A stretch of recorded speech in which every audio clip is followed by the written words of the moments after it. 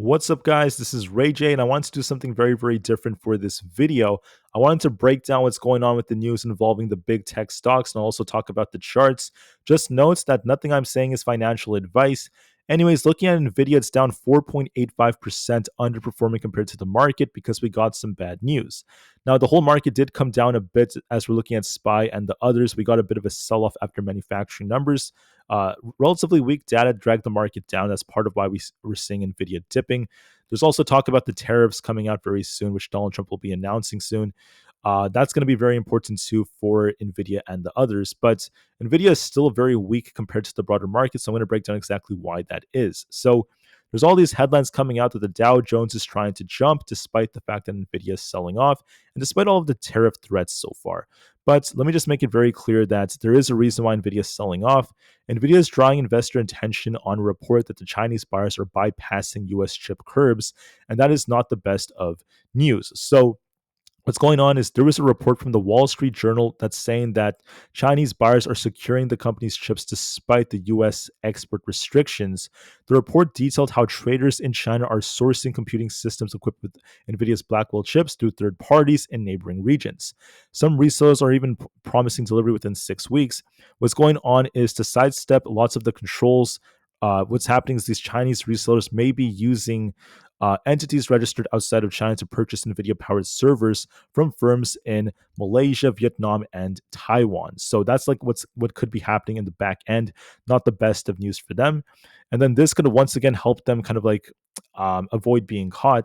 What's happening is these firms could also include data center operations and authorized NVIDIA partners, reportedly acquiring the systems for their own, operations, but then they could resell a purchase to buyers in China, and that could be happening at least on the back end. So, like I said before, guys, not the best of news, at least for Nvidia.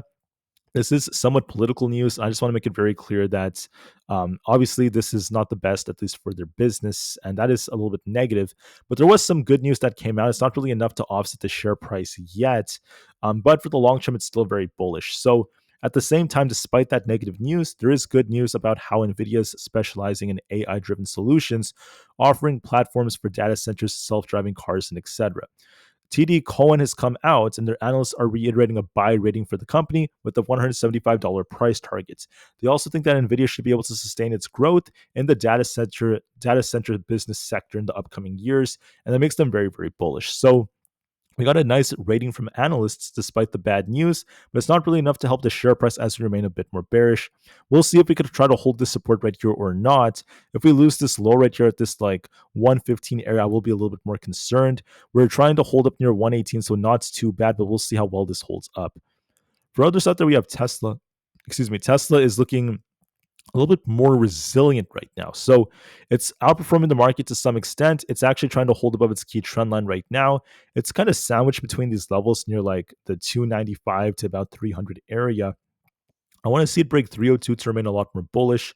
For now, even though we're kind of shuffling in the range, we're still a bit more green and we're still outperforming the market. And why is that? Well, we had some very, very good news that came out. Tesla was named the top pick for the US auto firms by Morgan Stanley, which points to the EV makers' moves into AI and robotics. Morgan Stanley has an overweight rating for Tesla and a $430 price target. The analyst Adam Jonas explained that the falling sales were a sign that the company is shifting from being a car company to one of a technological provider. And that's some very, very big news. So they mentioned that they have a $430 price target with a bull case of $800. They mentioned that the fiscal year could see deliveries fall, but that's going to create a very, very attractive buy point. And they're arguing that Tesla is not even just an automotive company; it's also an AI company. And this little transition from just being a car company to being based off AI and robotics is really helping the share price for the long term, and it makes them very, very bullish. So they think that Tesla is going to have self-driving cars soon. They're going to be broadening their domains, and they're very, very bullish as a result. So that's why Tesla is doing a great job. Good ratings from analysts. That's despite the fact that their European sales have declined a bit. We did see their European sales in many different regions from France to Norway, Sweden, and Denmark, the different Scandinavian countries declining quite a bit. We don't have sufficient data to truly say this, though, but I do want to mention that there's been a lot of bad headlines about this. Their sales are down about 46.2% right now. You guys can see the headline right here. Despite that, the good news from Morgan Stanley is helping to offset the downside. So we're doing a good job of trying to hold the headline. Great job by Tesla thus far. Now, looking down at Meta, so Meta is completely range bound between our 682 and 658 area. That's going to be our 250 EMAs. There was some news that came out. So it appears that there was some bad news that came out with leaks for the company. And as a result of this, the company has decided to fire about 20 employees who leaked confidential information outside the company. That's not the best of news, at least for them. I think this is a little bit negative over the weekend, but despite that, there was good news that came out, and that is the fact that Meta AI is now trying to replace the conventional search capabilities on Facebook, Instagram, WhatsApp, and Messenger by being included into these platforms. So they want to change a separate app that could basically represent growth. That's some good news, at least for them. There was a lot of criticism they got when it comes to their investments into AI, but for now it's looking very, very promising, especially as they try to develop different systems, different models, and etc. So, if anything, for its AI solutions, Meta is looking to basically monetize more strategies that include premium memberships, very similar to ChatGPT Plus from OpenAI. This is what Susan Lee was talking about, the chief financial officer. They also talked about multiple income streams that could be coming from more subscription-based services. So I think it's very, very awesome to see this. And on top of this, you can't forget about the fact that Meta AI is now claiming about 700 million active users across the integrated platforms. So very interesting stuff as they develop more models. I think this is a good piece of news for them. Makes me very excited for the long term, and I think that their investments will pay off for the long term as well. There has been some more news. So just to be very frank, we're still range bound on Meta. We're kind of stuck for now, not really doing a whole lot. But we're still waiting for the tariff news to see if it could break out or not. Looking at Microsoft, there was the outage that happens to Outlook, I think, just like yesterday. But despite that, they're still doing a good job of trying to hold up. We're very resilient. We're trying to form an inverse head and shoulders like pattern, but I would need to see this try to break 398 to 400 to really start pushing. Otherwise, we're in a range right now. We have the support near 390 and resistance around 398. So what is good is the fact that we did have did have a nice fix that came from the Outlook outage. But at the same time, I just wanted to say that Redburn Atlantic has adjusted its price target on Microsoft to about $450 a share from 500. So it still has a buy rating, but now they're saying it's going to run to about 450 instead of 500, which is still a very, very nice amount of growth. Nonetheless, that's still, good news, but they're just not as bullish as before. So I just want to make that very, very clear. Despite that, we're doing relatively well and we're showing lots of resilience.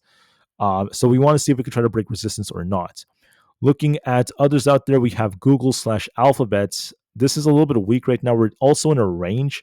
I want to see it break past 174 to turn bullish. Otherwise, we're stuck between 174 and 168.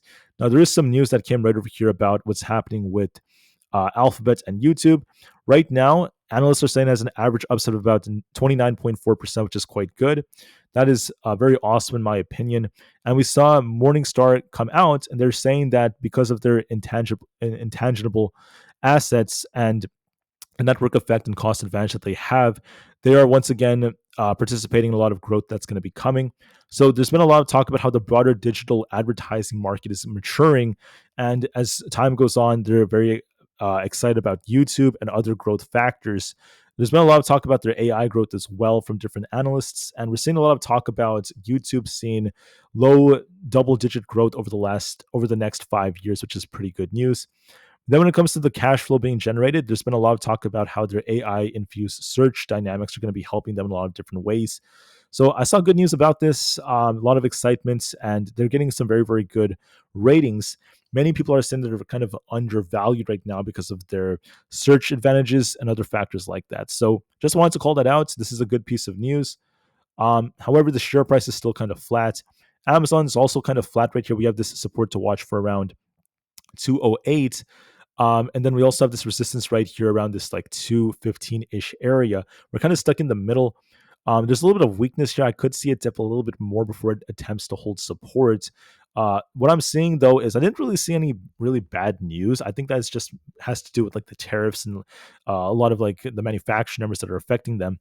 But there was good news that came out. Amazon's business is going to be investing $8.2 billion into India, one of the Indian states to be more precise. That's a good piece of news. They plan on continuing to invest billions into India. They also have a plan to, increase their investments to about $24.2 billion, especially in that one particular area. They're seeing that their data corporation is expected to grow, and there's going to be a lot of growth in employment right over there. There's also been a lot of talk about how the e-commerce giant is running lots of data centers in India that's helping them in a lot of different ways. And they mentioned that they want to continue to see India's growth in technology and telecommunication sectors, which they think is very, very exciting. So the labor over there and the overall growth in these particular sectors is what is striving Amazon to invest more and more into these data centers and such in India. This is a good piece of news, at least for them. Now, despite that, we're still kind of flat in terms of our share price waiting for the tariff news. As far as Apple goes, I want to make this very clear. Apple is looking very resilient. There was some good and some not so good news that came out. What is good is the fact that let me just start off with what's not so good is the fact that there's been some talk about how Apple Intelligence breakthroughs are a little bit delayed, according to some reports. We're going to be listening to see what's going to happen after the beta release of Apple Intelligence. There's been some talk about more delays coming out. There's supposed to be like major features coming out as soon as next month, but Apple may be delaying them up until May for the iOS 18.5 update that's coming out. So there's been a lot of talk about that. I'm seeing a lot of criticism they're getting when it comes to their AI investments, but despite that, they remain very, very resilient. That's the good thing about them. We're seeing many Chinese companies trying to compete with them, and I'm seeing a lot of headlines about how they're losing some market share. But despite that, with the new AI features that could be launching in June, that could actually drive them to the upwards direction, especially as it's going to be eligible for 100 million phones. So AI could be helping them with the new advanced features coming out. However, that's despite the bad news, and that's still helping the share price, right? Still trying to hold this support, so it still looks bullish as we're trying to ride this trend line up. As long as we don't lose like 240 and then 238, we're looking bullish. And because we're above like 240, we could be trying to push for like 246. Good job by Apple, at least so far. So that's your update about the big tech stocks. Now looking at SPY, we still have the inverse head and shoulders like pattern. We're still waiting to see if this is going to pan out or not.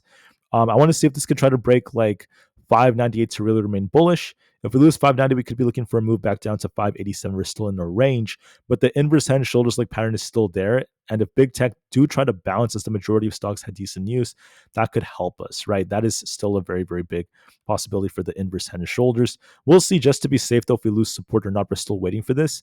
And then at the same time, we're also waiting to see what's going to happen to the counterparts, right? With the QQQ, this is going to be affected by tech as well. It's trying to rebound right now. We're forming a nice wick below, and we're trying to rebound off of it. I want to see if 505 holds. If that's the case, we're looking for a bounce for essentially 512. So keep that in mind, guys. With that being said, as a quick reminder, there's nothing too crazy coming out tomorrow for the markets. We're just waiting for economic optimism and factors like that. And then we also have Donald Trump.